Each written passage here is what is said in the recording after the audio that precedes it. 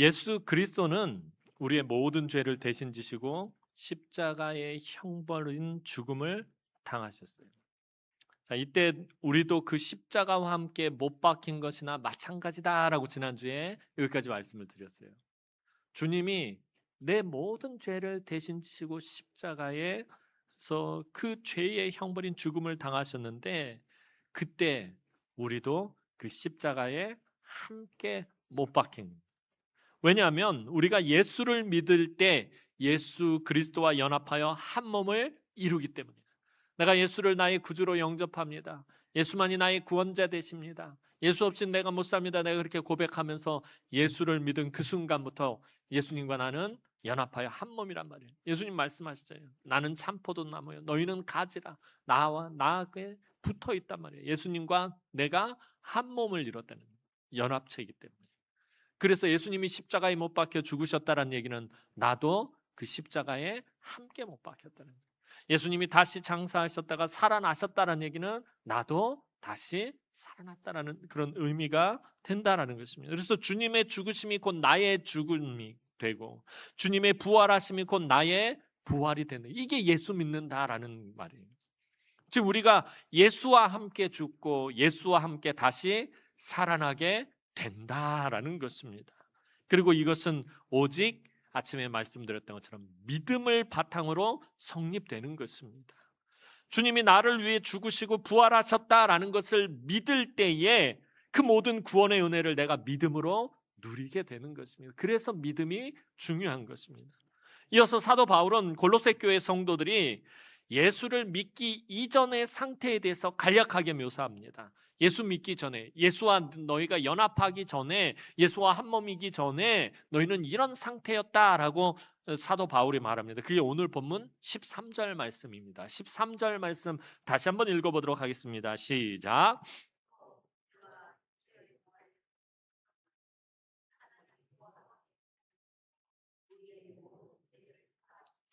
자, 또 범죄와 육체의 무할례로 죽었던 너희를 하나님이 그와 함께 살리시고 예수와 함께 살리시고 우리의 모든 죄를 사하시고.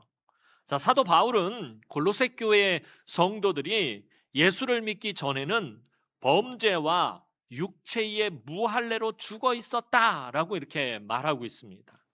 예수를 믿기 전에 모든 사람은 그 안에 악한 본성, 죄의 본성으로 인해 사망이라는 죄의 형벌을 받아야 하는 죄인들이었다라는 것입니다. 그러니까 저와 여러분들이 예수 믿기 전에는 죄인이었어요. 사망의 형벌을 받아야 하는 죄의 삭스로서의 사망의 형벌을 받아야 하는 죄인들이었는데 예수 그리스도를 믿음으로 예수님이 나의 모든 죄를 다 십자가에서 다 당하셨다라는 것을 믿을 때에 그 믿음을 보시고 하나님이 이제 나를 더 이상 죄인으로 여기지 않으시고 의인으로 여기신단 말이에요. 그래서 오직 의인은 믿음으로 말미암아 살리라라는 말씀이 성립이 되는 거예요. 자, 그런데 또 사도 바울이 뭐라고 얘기하냐면은 육체의 무할례로 죽었다 그래요. 범죄로 죽었다라는 것은 우리가 죄인으로서 죄의 삭스는 사망이 찾아와서 죽게 되는데 이 두 번째 뭐라고 말하냐면 육체의 무할례로 죽었다라고 말하고 있어요. 이 육체의 무할례를 뭘 의미하냐면은 예수를 믿기 이전의 상태를 이방인으로 표현하고 있어요. 육체의 무할례자. 자, 할례를 받은 사람은 하나님이 선택한 이스라엘 백성이고 할례를 받지 않은 사람들은 무할례자예요. 그래서 구약 성경을 읽다 보면은 그런 이야기들은 나와요. 다윗의 이야기를 보면 내가 저 무할례자들에게 조롱을 당해야 되겠느냐 막 이런 식으로. 그때 이 무할례자는 이방인들을 말하는 거예요. 하나님을 알지 못하는 이방인을 말하는 것입니다. 하나님의 백성으로 선택받지 못하여 아무런 소망이 없는 이방인을 육체의 무할례자라고 그렇게 표현하고 있는 것입니다. 그러니까 이렇게 나면서부터 죄인이고 하나님의 백성으로 선택받지 못한 이방인처럼 아무런 소망이 없는 사람들에게 하나님께서 너무나 크신 은혜를 베푸셨다라고 사도 바울이 지금 그걸 말하고 싶은 거예요. 말을 좀 어렵게 해놓은 건데 지금 사도 바울이 말하고 싶은 건 그거예요. 태어나면서부터 죄의 본성을 가지고 나온 저와 여러분들은 죄인입니다. 그래서 그 죄의 삭스로 죽을 수밖에 없고요. 또 저와 여러분들은 이방인이 하나님 원래는 하나님께 선택받지 못한 무할례자 이방인이었는데 그래서 우리는 죽어야 하는 멸망길로 가야 하는 자들인데 하나님이 불쌍히 여기시고 은혜를 베푸셨다라는 것을 지금 사도 바울이 13절에 그렇게 말씀을 하시는 거예요. 그 은혜가 뭐냐라는 거예요, 도대체. 죄인, 범죄와 육체의 무할례로 죽은 우리를 하나님께서 살리셨는데 그 살리신 은혜가 뭐냐 하면 바로 하나님의 아들 예수 그리스도다라고 사도 바울은 지금 그거를 말하고 있는 거예요.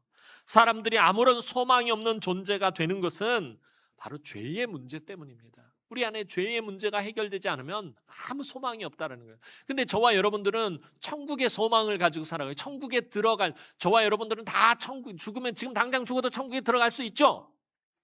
우리 대답이 시원찮아. 들어가기 싫어요? 아니, 무슨 수를 써서라도 들어가야지 천국은. 여러분들 천국 들어갈 수 있죠? 아니요? 아멘. 깜짝이야. 죄의 문제가 해결되지 않은 사람은 소망이 있을 수가 없어요. 그래서 저와 여러분들이 천국의 소망을 가지고 살아간다는 것, 천국에 들어갈 수 있다는 믿음을 가지고 있는 건 죄의 문제가 해결되었기 때문이에요. 죄의 문제가 해결되지 않으면 절대로 하나님 앞으로 나아갈 수도 없고요. 천국에 들어갈 수도 없어요. 그런데 우리가 천국의 소망을 가지고 살아간다는 것은 다시 말하면 죄의 문제가 해결됐다라는 거예요. 죄의 문제만 해결된다면 그 사람 누구이든지 간에 놀라운 소망을 가질 수 있게 되는 거예요. 아무리 흉악한 죄를 지었어도 그 죄의 문제가 해결된다면 그 사람은 정말 놀라운 소망을 가질 수 있게 된다는 거예요. 이 죄의 문제를 해결하기 위해 하나님께서 독생성자 예수 그리스도를 이 땅 가운데 보내시고 인간의 모든 죄를 다 짊어지시고 십자가에서 죄의 형벌인 죽음을 당하게 하셨어요. 주님께서 우리 스스로가 절대로 해결할 수 없는 죄의 문제를 해결하셨기 때문에 예수만이 우리의 소망이 되는 거예요. 아침에 말씀드렸잖아요. 루터가 평생을 고민한 게 그거예요.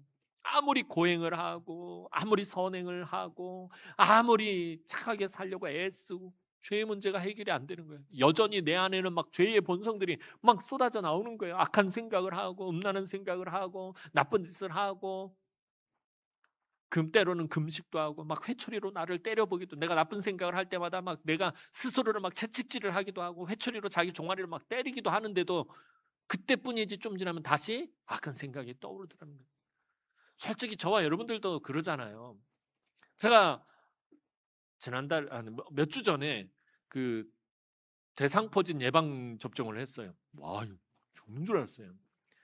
이게 예방 접종이 꽤 아프다라고 그래가지고서는 집사람하고 그래도 설마 뭐 죽게 하겠냐 그랬는데 진짜 죽는 줄 알았어요. 너무 아픈 거예요. 막 밤새 끙끙 앓는데 최근 들어서 가장 많이 회개를 했어요. 밤새 회개했어. 너무 아프니까 막 하나님 내가 막 무슨 죄를 저지르면서 용서해 주십시오. 막 그러면 좀 덜 아플까 해서. 참 목사도 미련해요. 그죠? 참 연약한 존재인 거예요. 아프니까 그런 생각을 해. 그런데 싹 낳고 나니까 어때요? 입 싹. 내가 언제 그랬냐? 근데 여러분들도 마찬가지잖아요. 너무 힘들 때, 너무 아플 때 저랑 똑같은 짓 하잖아요. 하나님, 내가 뭐 하나님 앞에 이걸 잘못했고 저거 잘못해서 용서해 주세요. 막 울기도 하고 막 그런데 싹 낫고 나거나 문제가 해결되면은 입 싹 씻고서는 그랬었나요? 루터도 그러는 거예요.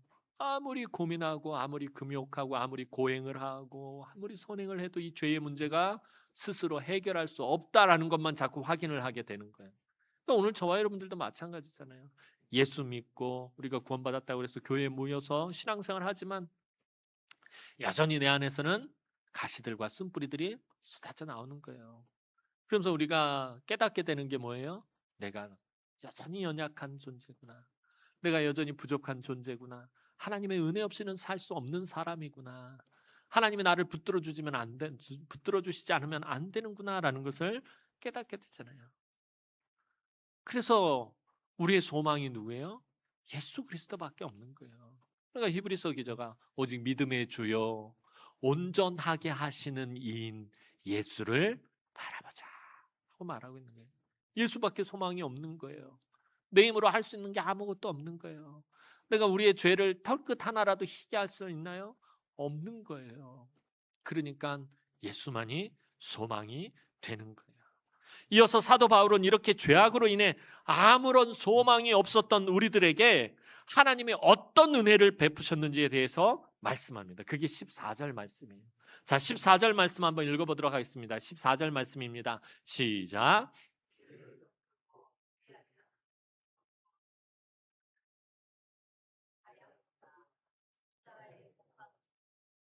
예, 구절이 되게 어렵게 느껴지죠? 우리를 거스르고 불리하게 하는 법조문으로, 왜 갑자기 법조문이란 말이 나와요? 법조문으로 쓴 증서라는 말도 나오고요. 증서를 지우시고 제하여 버리사 십자가에 못 박으시고, 자, 아무런 소망이 없었던 저와 여러분들에게 하나님이 이런 은혜를 베푸셨다라는 거예요. 이게 무슨 말이냐면, 모든 사람은 그 악한 본성과 죄악들로 인해서 죄인으로 정죄받은 상태였어요. 저와 여러분들이 예수 믿기 전에는 율법이 이미 저와 여러분들을 죄인으로 정죄했어요. 율법은 무엇이 악이고 무엇이 선인지를 분별하는 거예요. 그걸로 봤더니, 율법으로 판단을 했더니 이 세상에 있는 사람들은 다 죄인인 거예요. 저와 여러분들은 예수 믿기 전에 다 죄인이었다는 거예요. 그리고 그것이 법조문에 기록되어 있었다라고 사도 바울이 말해요. 그게 뭐냐면, 그게 조금 전에 말씀드린 율법이에요. 율법은 우리가 악하고 더러운 죄인인 것을 명확하게 계속 밝혀내는 거예요. 율법으로 계속 우리를 살펴보면 내가 죄인이었다, 악하고 더러운 죄인이라는 게 점점 더 명확해지기는 거예요. 모든 인간은 나면서부터 악한 죄인이기 때문에 이 율법으로부터 결코 자유로울 수가 없는 거예요. 율법은 끊임없이 저와 여러분들을 정죄해요. 이것은 죄다, 이것은 더럽고 이건 부정한 거다, 계속해서. 근데 그걸 살펴보니까 다 내가 해당이 되는 거예요. 그래, 나는 계속 죄인이고 더럽고 악한 자가더라는 거예요. 그게 지금 사도 바울이 말한 법조문인 거예요. 자, 그런데 법조문으로 쓴 증서라고 사도 바울이 표현하고 있어요. 근데 이 구절에서 이 증서라는 말의 헬라어 원전의 의미는 뭐냐면 부채 진술서, 뭐 이런 거예요. 무슨 뭐랄까, 각서라고 해야 되나, 돈을 빌리고서 차용증서 이런 뜻입니다. 당시에 누군가에게 빚을 지면 자신이 어떤 빚을 얼마나 지게 되었는지 그것을 진술하여 증서로 만들고 그것을 채권자가 가지고 있게 되었어요. 오늘도 마찬가지잖아요. 우리가 누구에게 돈을 빌리면 차용증을 쓰잖아요. 내가 누구에게서 얼마를 빌렸고 언제까지 갚아야 되고 갚지 못하면 어떻게 해야 된다, 뭐 이런 거 쓰는 것처럼 지금 사도 바울이 말하는 법조문으로 쓴 증서는 바로 그런 거예요. 그 당시에, 사도 바울 당시에도 그랬다는 거예요. 누구에게 돈을 빌리거나 빚을 지면 어떤 빚을 얼마나 지게 되었는지 이거 증서로 써서 가서 공증을 받고 그것을 채권자가 가지고 있어요. 자, 이 증서를 채권자가 가지고 있는 한 이 사람은 경제적 빚으로부터 자유로울 수가 없는 거예요. 내가 돈을 다 갚기 전까지는 그 사람이 나의 명줄을 쥐고 있는 거나 마찬가지예요. 이 법조문으로 만든 증서를 그 사람이 쥐고 있는 한 나는 그 사람한테 꼼짝을 못하는 거예요. 나 빚지고 있으니까. 빚 갚아라. 네. 할 말이 없는 거예요. 네, 뭐하노? 빨리 가서 일하고 돈 갚아라. 할 말이 없는 거예요. 채권자로부터 자유로울 수가 없습니다. 삶이 불리할 수밖에 없습니다. 그리고 이 빚을 갚지 못하면 당시에, 사도 바울 당시에 빚을 갚지 못하면 거기에 따른 형벌을 받아야 돼요. 이 사람 나한테 돈을, 예를 들면 이 사람 나한테 돈을 10달란트를 빌렸는데 갚지 못하고 있습니다. 재판을 걸어버리면 형벌을 받아야 됩니다. 당시에 로마 그 법에 따라서 형벌을 받아야 돼요. 갚을 능력이 없으면 자신의 몸을 팔아서, 노예로 팔아서라도 갚아야 했다라는 거예요. 그러니까 채권자가 그 증서를 쥐고 있는 한 그 사람이 꼼짝도 못하는 거예요. 너 돈 안 갚으면 널 내가 노예로 팔아버리고 그 돈으로 받겠다. 그런데 오늘 사도 바울이 뭐라고 말하고 있어요? 죄인들에게 불리한 이 증서를 주님께서 어떻게 하신다고요? 지우시고 제하여 버리셨다라고 말하고 있다.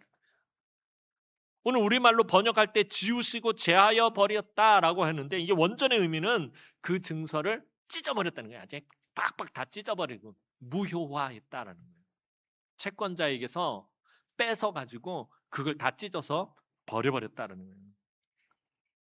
자, 주님이 그것을 무효화했다는 거예요. 그럼 주님은 이것을 어떻게 무효화하셨냐는 거예요. 어떻게 찢어버리셨느냐라는 거예요. 이 부채 진술서, 이 법조문으로 쓴 증서를 주님께서 어떻게 하셨다고요? 오늘 본문 말씀 보니까 십자가에 못 박아버리셨다는 거예요. 당신이 십자가에 못 박히시면서 저와 여러분들이 가지고 있는 그 죄의 증서들을 다 같이 십자가에 못 박아버리셨다는 것입니다. 그래서 무효화시켰다는 거예요. 주님이 십자가에서 하신 가상 7원 중에 주님이 십자가에 달려서 돌아가시기 전까지 7마디의 말을 하신 걸 가상 7원이라고 하잖아요. 그 가상 7원 중에 오늘 본문과 관련해서 아주 의미 있게 하셨던 말씀이 다 이루었다라는 말씀이에요. 이 이루었다라는 말씀 고난주간에 제가 여러 번 말씀을 드렸을 거예요. 이 이루었다라면 주님께서 그 고통 가운데 십자가에서 이제 막 숨을 거두시기 전에 내가 다 이루었다 할 때 이루었다라는 말의 헬라어는 테테레스타이라는 말이에요. 예수님께서 십자가에서 테테레스타이라고 외치셨어요. 이 말의 뜻은 갚았다, 빚을 갚았다라는 거예요. 이 용어는 원래 언제 썼냐 하면은 빚을 진 채무자가 그 빚을 다 갚았을 때 법정에서 재판장 앞에서 확인을 받고서는 이 빚을 다 갚았는지 안 갚았는지 재판장이 딱 보더니 채무자가 채권자에게 빚을 다 갚았습니다 라고 확인을 받고 그 보는 앞에서 채무진술서를 찢어버리면서 테테레스타이 하고 외치는 거예요. 내가 다 갚았다. 예수님이 십자가에서 테테레스타이 하신 말씀은 오늘 사도 바울이 말한 것처럼 저와 여러분들의 모든 죄의 증서들을 다 십자가에 한꺼번에 못 박으시면서 당신께서 그 생명으로 그 증서들의 값을 다 갚으신 거예요. 이자까지 남김없이 다 갚아버리신 거예요. 그러면서 테테레스타이라고 외치신 거예요. 그래서 우리 주님이 십자가에서 죄의 모든 빚을 다 갚았다는 거예요. 성경 분명히 죄의 삭은 사망이라고 말하고 있어요. 죄의 값은 사망이에요. 죽음이에요. 죄의 값을 치르려면 죽어야 된다는 거예요. 저와 여러분 대신 예수님께서 죽으셨다는 거예요. 우리 주님이 십자가에서 우리의 모든 죄를 대신 지시며 그 형벌을 다 받고 주님의 생명으로 우리의 짓건 죄값을 대신 치르셨기 때문에 이제 저와 여러분들은 어떠한 빚도 있다 없다? 없다라는 거예요. 그 누구도 우리에게서 죄의 빚을 찾아낼 수가 없다는 거예요. 따라서 십자가는요, 달리 말하면 우리가 아무런 빚도 없다라는 증거가 되는 은혜의 증서가 되는 거예요. 사탄이 아무리 저와 여러분들을 찾아와 가지고 넌 죄인이야, 넌 더러운 죄인이야, 악하고 더러운 죄인이야 라고 아무리 말을 해도 우리가 십자가를 나에게는 이 은혜의 증서가 있다. 내 죄가 다 씻겼다라는 은혜의 증서가 있다는 그 증거가 십자가는 거예요. 우리 주님이 내 대신에 나의 모든 죄를 다 지고 십자가에서 내 죄값을 다 치르셨다라고 말하면 사탄은 더 이상 저와 여러분들을 정죄하지 못합니다. 그래서 예수 안에는 더 이상 정죄함이 없다라는 거예요. 사망의 법이 저와 여러분들을 어찌하지 못한다라는 거예요. 우리 주님이 죄값을 다 치러내셨기 때문에 이제부터 저와 여러분들은 생명의 법 안에 있는 거예요. 저와 여러분들은 생명만이 있다라는 거예요. 사도 바울은 오늘 우리에게 그것을 말하고 있는 거예요. 예수를 믿는 자들에게는 이런 놀라운 은혜의 역사가 이루어지게 된다라는 것입니다. 이게 복음이다라는 거예요. 아침에 말씀드렸던 캐톨릭의 구원론하고는 비교도 할 수 없는 거예요. 예수 그리스도의 십자가는 죄악의 형벌에 대한 무효를 선언하는 것뿐만 아니라 더 나아가서 어떤 의미까지 담고 이 주님의 십자가는 저와 여러분들이 죄가 없다라는 것은 은혜의 증서일 뿐만 아니라 확장돼서 어떤 개념까지 있냐면 죄악에 대한 승리까지도 의미하는 것이다라는 거예요. 사도 바울 오늘 15절의 말은 오늘 본문 15절 말씀 보겠습니다. 15절 말씀 읽어봅니다. 시작.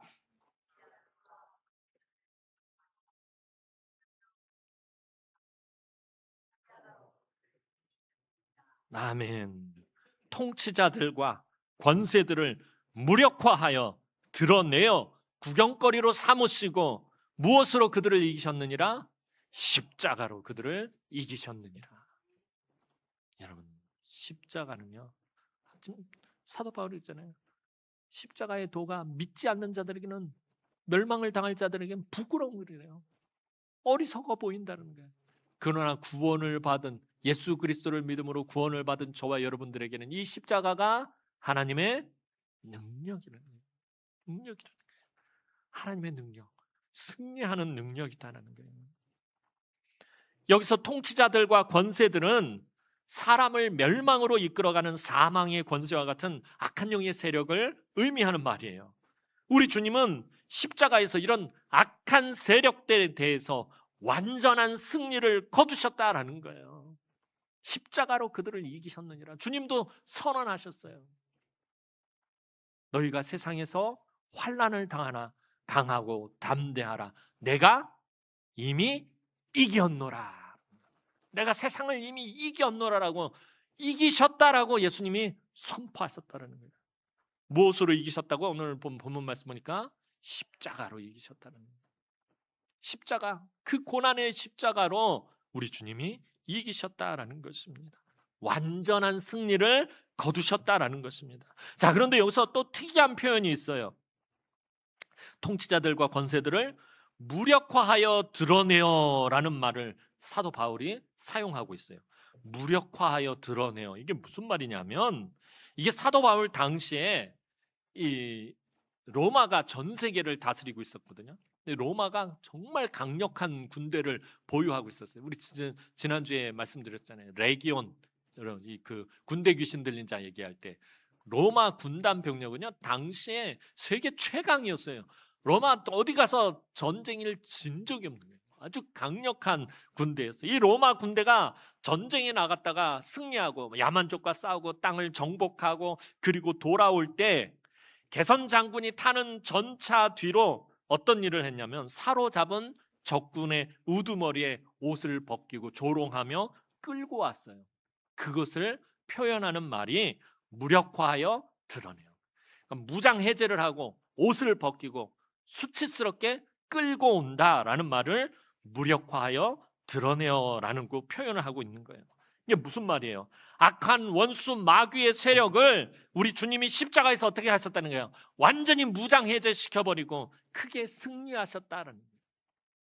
예수님께서 부활하시면서 영광의 부활을 하실 때에 예수님 뒤로 악한 원수 마귀가 무장 해제를 당했다는 거예요. 마치 로마의 개선 장군이 막 올 때 그 개선 장군의 전차 뒤로 적군의 우두머리가 무장 해제를 당하고 옷을 벗기고 수치스럽게 묶여가지고 그 전차에 끌려서 오는 모습을 사도 바울이 지금 표현하고 있는데, 우리의 원수 마귀를 우리 주님이 그렇게 하셨다라는 거예요. 아주 아작을 내버리셨다라는 거예요. 사랑하는 성도 여러분, 오늘 본문 말씀은 골로새 교회 성도들에게만 해당하는 말씀이 아니라 오늘 예수 그리스도를 구주로 믿는 저와 여러분들에게도 동일하게 해당하는 말씀이에요. 나면서부터 악한 죄인이었고 이방인과 같이 아무런 소망이 없었던 우리들을 위해 하나님은 그 아들 예수 그리스도를 아낌없이 십자가에 내어주시고 죄의 문제를 해결하시며 우리의 모든 죄값을 지불하셨어요. 주님이 십자가에서 우리의 모든 죄값을 다 갚으셨고 율법으로 기록한 우리의 모든 죄의 기록들을 당신의 몸과 함께 찢어버리시고 십자가에 못 박으심으로 완전히 무효화하셨다라는 거예요. 그리고 우리 주님의 그 크신 승리에 우리도 동참하게 하셨다라는 거예요. 그 십자가를 붙들기만 하면 그 승리가 우리의 것이 된다는 거예요. 이것이 예수 십자가의 복음입니다. 이게 복음의 능력인 것입니다. 이 복음이 저와 여러분을 살리는 소망이에요. 140여 년 전에 우리 민족을 살려낸 능력이기도 하고요. 이 민족이 소망을 갖게 된 거예요. 일본에게 나라를, 주권을 빼앗기고 정말 철저하게 수탈을 당하면서 그 힘들고 어려웠던 시절에 이 민족이 소망을 품게 된 거예요. 무엇으로? 이 복음의 능력으로 소망을 품게 된 거예요. 사랑하는 성도 여러분, 오늘도 오직 믿음의 주여 온전하게 하시는 인 예수만 붙잡으시기 바랍니다. 오늘도 어김없이 예수만이 우리의 소망인 줄로 믿으시기 바랍니다. 그 예수만 붙잡고 예배할 때 여러분들이 이 땅에서 살아갈 때 우리의 모든 걱정과 근심과 염려와 시험과 환난과 고통과 괴로움을 다 지우시고 무력화시키는 예수 그리스도의 십자가의 능력으로 날마다 승리하는 삶을 살아가는 우리 성도들이 되기를 주님의 이름으로 축원합니다. 기도드리겠습니다. 사랑과 은혜가 많으신 아버지 하나님, 은혜와 사랑을 진심으로 감사를 드립니다. 영원히 멸망받아서 죽을 수밖에 없는 악하고 더러운 우리들을 예수 그리스도의 보혈의 피로 깨끗하게 씻기시고 하나님의 귀한 구원의 자녀 삼아주신 것 생각할 때마다 만만 감사를 아버지께 돌리지 않을 수 없음을 이 시간에 고백합니다. 우리의 모든 죄값을 독생성자 예수 그리스도의 그 생명값으로 십자가에서 다 지불하시고 하나님의 거룩한 자녀 삼아주시고 하나님의 의에 도달할 수 있도록 은혜를 베풀어 주시니 하나님 감사와 찬송과 영광과 존귀를 아버지께 돌려드립니다. 아버지, 오늘도 우리가 이 땅을 살아가면서 우리의 구주이신 예수 그리스도만이 우리의 소망인 줄 알고 예수만 붙들고 우리의 능력의 근원인 그 승리의 십자가를 붙들고 믿음으로 날마다 이기며 나아가는 삶을 살아가는 우리 남흥의 모든 성도들이 되게 하여 주옵소서. 삶의 여러 가지 힘들고 어려운 상황과 형편과 처지 가운데서 믿음으로 십자가를 붙들게 하여 주옵소서. 그래서 그 십자가의 능력이 하나님 우리의 삶 가운데서 강력하게 나타나게 하여 주옵소서. 우리가 십자가를 붙들 때마다 어둠의 세력이 물러가게 하시고 악한 영의 세력이 떠나가게 하시고 원수 마귀 한 길로 왔다 12길로 도망가는 역사들이 늘 삶 가운데서 이루어지게 하여 주옵소서. 감사를 드리옵고 예수님의 이름으로 기도하옵나이다. 아멘.